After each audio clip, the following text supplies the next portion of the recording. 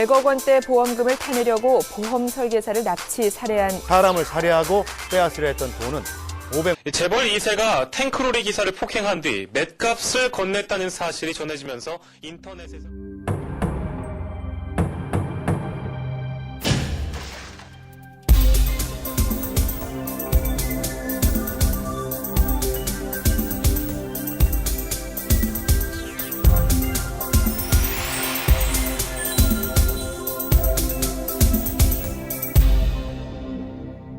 돈 없이는 살 수 없는 자본주의 사회.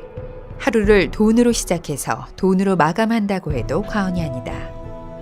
돈이란 의식주를 해결하고 문화생활에 반드시 필요한 수단이다. 무엇보다 돈은 노동의 대가로서 기쁨을 선사하기도 한다. 그러나 자본주의는 이윤과 자산가치 극대화를 최고의 덕목으로 여긴다. 돈의 힘, 그것은 새로운 독재다. 돈이라는 보이지 않는 손이 우리 삶과 사회를 조정하고 통제한다. 지금 말씀드린 대로 인간 세상의 영리활동, 산업, 사회, 그다음에 생태 이 모든 영역이 자산가치의 극대화라는 원리로 전면적으로 재배치되고 재구조화되는 사회, 그걸 신자유주의 사회라고 말할 수 있습니다. 그래서 철저하게 인간 세상의 만사 만물이 다 영리활동이라는 장의 명령 아래에 다 복종하게끔 만드는, 그 경제학에 보면 생산함수라는 게 있어요. 자본하고 노동이 투하돼서 일정한 기술에서 조직이 되면은 어느 만큼의 생산을 만들어낸다를 이렇게 함수관계로 만드는 간단한 생산함수인데요. 사람은 거기에 투입되는 투입물로 여겨집니다. 그 사람 안에 들어가 있는 생산성, 이거를 가장 더 많이 뽑아낼 수 있느냐, 그리고 가장 낮은 비용에, 그리고 생산성을 뽑아낸다면 어떻게 되겠어요? 그 다음에 가장 적은 비용으로 처리해야 되겠죠. 처리한다는 건 이제 내보내는 거죠. 사람의 생산성, 그것이 최고의 가치인 것이다. 결국 생산성이 떨어지면 그 사람의 가치는 말소되고 만다. 그래서 신자유주의는 반영성적 체제일 수밖에 없다. 용산 참사, 쌍용 자동차 노동자 부당해고와 국가적 폭력 사태가 그랬다. 현재 의료 민영화 또한 심각하게 진행되고 있다. 예, 아주 간단히 말씀드리면 의료 민영화란 국가에서 책임져야 할 의료 부문의 책임을 민간에게 또는 기업과 시장으로 넘기는 것을 말하고, 이와 비슷한 용어로는 의료 영리화, 의료 상업화라는 용어가 있습니다. 즉, 의료가 성장 동력이 되려면 의료비가 미국처럼 비싸져야 하는데, 그렇게 되면 국민에게는 재앙이죠.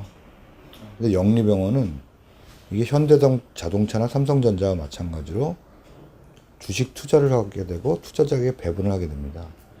근데 이런 비영리병원을 영리병원으로 아예 바꿔버리겠다라고 하는 것이 현재 이 박근혜 정부가 추진하는 것이고요. 신자유주의는 사람의 건강과 생명을 상품으로서 판단한다. 따라서 영리사업을 하는 병원은 이윤 창출을 위해 매진할 것이다. 진주의료원 같은 공립의료원은 문을 닫았고 병원들은 미국처럼 상업화되어 갈 것이다. 이 신자유주의 시대의 이제 경제 정책의 가장 커다란 특징 중에 하나가 이제 규제 완화 정책, 민영화 정책 이런 것들인데, 이 세월호 참사를 보더라도 이제 선박 연령을 완화한 규제 완화 정책뿐만 아니라 정부의 가장 본연의 의무라고 말할 수 있는 이 구조 업무조차 이제 민간 영역에 넘겨주는 시스템이 2012년 순환구호법 개정으로 도입됐거든요. 이것도 일종의 이제 민영화라고 얘기를 할 수가 있습니다. 근데 이런 배경에서 이제 해경이 구조를 할 수 있는 이제 능력과 장비를 갖추지 못한 상황이 됐고, 이것이 세월호 참사 소위 골든타임에 이제 해경이 그런 시민들, 승객들의 그런 생명을 구조하는데 결국은 나서지 못한, 이제 그러면서 오히려 다른 구조 활동들을 오히려 더 제지하는 데만 바빴던 그런 배경이자 좀 원인이 아니었나라고 생각을 하고요. 그래서 세월호 참사의 문제는 그렇기 때문에 이 신자유주의 시스템에서 이제 나타나고 있는 이런 규제 완화 정책, 민영화 정책을 떼놓고서는 우리가 세월호 참사의 문제를 얘기할 수가 없는 거죠. 정말 안타깝게도 올해 우리 한국 사회에서 전개된 여러 가지 사건들은 이러한 인간 생명의 존엄함을, 절대적인 가치를 망각하고 짓밟는 그런 사건들로서 정말 가슴이 아픕니다. 저는 특별히 세월호 사건이야말로 단순히 생명 경지 사상 또는 안전 불가증을 넘어서서 한국 사회 자체가 얼마나 물질 지향적이고 경제 제일주의에 빠져 있는가. 예수님께서는 너희는 하느님과 만몬을 함께 섬길 수 없다고 하셨습니다. 만몬은 일종의 악마적인 힘을 가진 존재로서 인간을 그렇게 압도하고 인간을 노예로 만들 수 있다는 겁니다.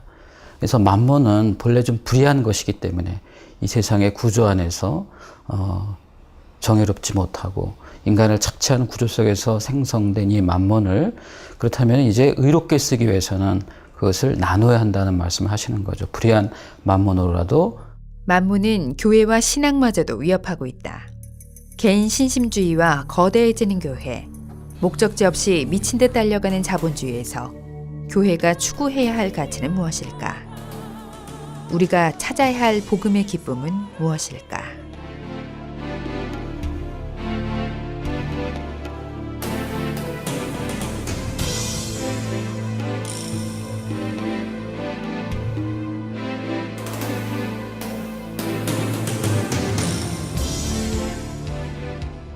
E dove non è lavoro manca la dignità.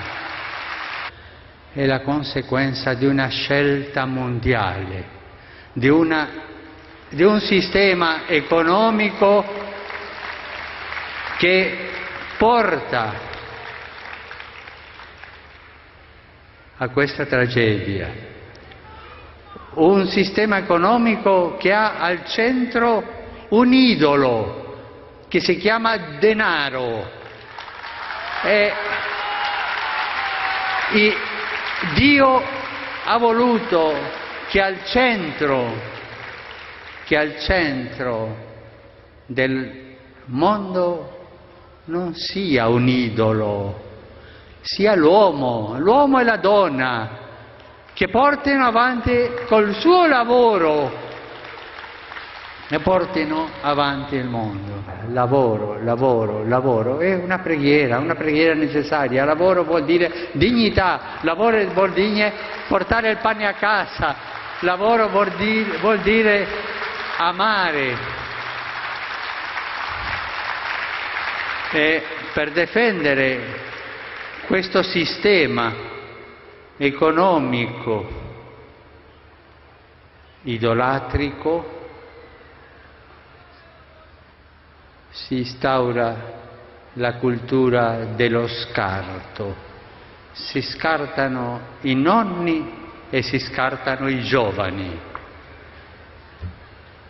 E noi dobbiamo dire no a questa cultura dello scarto. Noi dobbiamo dire vogliamo un sistema giusto, un sistema che ci faccia andare avanti tutti. Dobbiamo dire noi non vogliamo questo sistema economico globalizzato che ci fa tanto male. Al centro deve essere l'uomo e la donna, come Dio vuole, non il denaro.